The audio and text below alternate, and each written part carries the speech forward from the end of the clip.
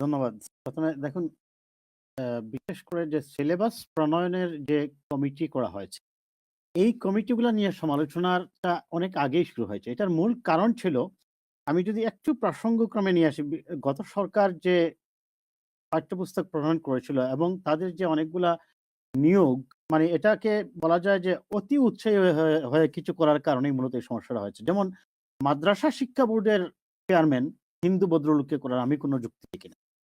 এটা আমি, এবং কি আলিয়া মাদ্রাসায় প্রিন্সিপাল হিসাবে একজন হিন্দুকে এখানে নিয়োগ দেওয়ার কোনো প্রয়োজন আছে বলে আমি মনে করি না। দেয়া হয়েছে কিনা? দেওয়া হয়েছিল। কবে? এই এই একবারে আমি আমি আমি নিশ্চিত হয়ে বলছি আমি। একটা দেয়া হয়েছে, মাদ্রাসায় দেয়া হয়েছে। দেওয়া হয়েছে। আলিয়া মাদ্রাসার প্রিন্সিপাল? আলিয়া মাদ্রাসার প্রিন্সিপাল দেওয়া হয়ে গেছে হিন্দুকে। পরে অবশ্য সমালোচনার মুখে তাকে প্রত্যাহার করা হয়েছে। এই সরকারের আমলে না এর আগে? আগে আওয়ামী লীগ সরকারের সময়। আচ্ছা। আওয়ামী লীগ সরকারের সময় প্রত্যাহার করা হয়েছে। এই যে অতি উৎসাহ, আমি নিজে যেহেতু শিক্ষকতা পেশায় ছিলাম আমি জানি। এখন একটু আগে আমার যে মুস্তাফিজ ভাই যেটা বলছেন যে এই যে ডারউইনের যে মতবাদটা, দেখুন আপনার যে পুস্তক প্রণয়ন কমিটি, সেখানে ইসলাম ধর্মীয় ধর্মশিক্ষার সিলেবাস প্রণয়নের জন্য অবশ্যই ২ জন আলেমকে রাখতে হবে, যারা ইসলাম বুঝে। একজন আলেম নিশ্চয়ই আমার চেয়ে ইসলামকে বেশি বুঝবে, অবশ্যই, তাই না? ঠিক একইভাবে আপনাকে মেজর যে রিলিজিয়ন গুলা, আপনার হিন্দু যদি আমি 8 to 10% ধরি, খ্রিস্টান 0.6%, বুদ্ধিস্ট হচ্ছে 0.4% বাংলাদেশ। এই কয়েকটা ধর্মের যদি আমরা প্রতিনিধি রাখি, তাহলে তাদের ধর্মশিক্ষার সিলেবাস প্রণয়নের জন্য তারা এখানে ভূমিকা রাখবেন। কিন্তু যদি আমার কোনো হুজুর বলেন যে না, আমি আপনার বায়োলজির সিলেবাস বা আমার ফিজিক্সের সিলেবাস প্রণয়নের জন্য তিনি একটা মতামত দেবেন আর এইভাবে পড়াতে হবে, no I am not ready to accept it. এগুলা ঢালাওভাবে আমাদের সমাজে হয় কি, যে যার মতো করে ব্যাখ্যা করে। আর সোশ্যাল মিডিয়া একটা তো হয়েছে মানে এনসাইক্লোপিডিয়া, অথবা এটাকে আমি যদি বলি পেন্ডোরার বক্স, যে যার মতো করে বাজায়, একটা লিখেই দিয়ে দিল। এখন ওই যে কমিটি হবে, এই কমিটিতে প্রত্যেক ধর্মের, এখন প্রত্যেক ধর্ম বলতে আপনি যেমন নিয়ে আসছেন ১০০টা ধর্ম, no, it's not possible again. It's will be a rigorous size. এটা আপনার ম্যানেজেবল সাইজ না, আপনার আননেসারি ওয়েস্ট অফ টাইম ছাড়া আর কিছুই না।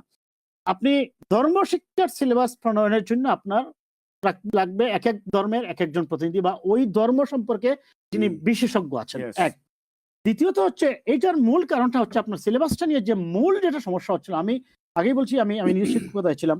মনে করুন এই যে বাংলা সাহিত্যে যেটা নিয়ে সমালোচনাটা বেশি হয়েছিল, আপনার যে কবিতাগুলা, যে প্রবন্ধগুলা, যে উপন্যাসগুলা মানুষকে অনুপ্রাণিত করতো, সমাজকে এবং ছাত্র সমাজকে তার নীতি নৈতিকতা সম্পর্কে শিক্ষা দিত, এগুলা পরিবর্তন করে এবং আমাদের যে কৃষ্টি কালচার, সংস্কৃতি, ঐতিহ্য, হেরিটেজ থেকে আমরা সরে গিয়ে দেখা গেছে, মনে করুন আপনি নজরুল ইসলামের কবিতা বাদ দিয়ে বা ফররুখ আহমদের সেই ত্যাজি কবিতা বাদ দিয়ে বা সেই অমর ফারুককে নিয়ে যে কবিতাটা আমরা পড়েছি সেটাকে বাদ দিয়ে যদি আপনি, দেখা গেছে আপনার 90% মুসলমানের দেশে অন্য ধর্মের বা অন্য ধর্মের ধারাবাহিক যে বর্ণনার যে কবিতা, উপন্যাস, গদ্য, এগুলা যদি বেশি নিয়ে আসেন, আমি বলছি না এটাকে টোটালি এলিমিনেট করে দিতে, নাও, আপনাকে একটা রেশিও ধরে রাখতে হবে।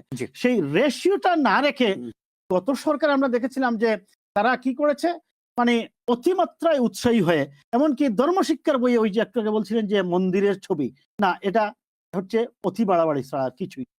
ধর্মশিক্ষার উপরে আপনি যদি দিতে হয়, আপনি কাবাগরের ছবি দেন। আপনি হিন্দু ধর্ম শিক্ষার এখানে আপনি একটা মন্দিরের বা একটা মূর্তির বা একটা দেবীমার যে ছবি ধর্ম দেন, যে ধর্ম আছে সেটা আপনি করেন। এই বিগত সরকারের মূলত ইচ্ছা করে আমি বলবো কিছু সাবোটাজ ঘটানোর জন্য এবং বাংলাদেশকে একটি ইসলামিক মৌলবাদী রাষ্ট্র প্রমাণের জন্য পরিকল্পিতভাবে এই কাজগুলো হয়েছিল বিদায় এই পাঠ্যপুস্তক কমিটি নিয়ে মানুষের এই ওভার কনসার্নটা। আমি শেষ। এখন আমাদেরকে একটাই মনে রাখতে হবে, আমি শেষ করবো এটা বলে বটম লাইন টানবো, যে যারা এই কথাগুলা বলে সাম্প্রদায়িক ব্যবহারগুলোকে উস্কে দিচ্ছেন বা বলছেন যে টিআইবি বলছে যে আমরা করতে পারবো না, ইয়েস, আমাদের এটা মনে রাখতে হবে, যদি বাংলাদেশের উপর এ ধরনের কোনো তকমা আসে যে বাংলাদেশ কোনো এক্সট্রিমিস্টের দিকে চলে যাচ্ছে, we can't afford this kind of blame. আমাদের সেই ব্লেম গ্রহণ করার মতো শক্তি সামর্থ্য নেই। আমাদেরকে খুব সতর্ক হয়েই চলতে হবে এবং ইন্টারিম গভর্নমেন্টকে অত্যন্ত সতর্কতার সহিত এগোতে হবে। কিন্তু অসংখ্য ধন্যবাদ।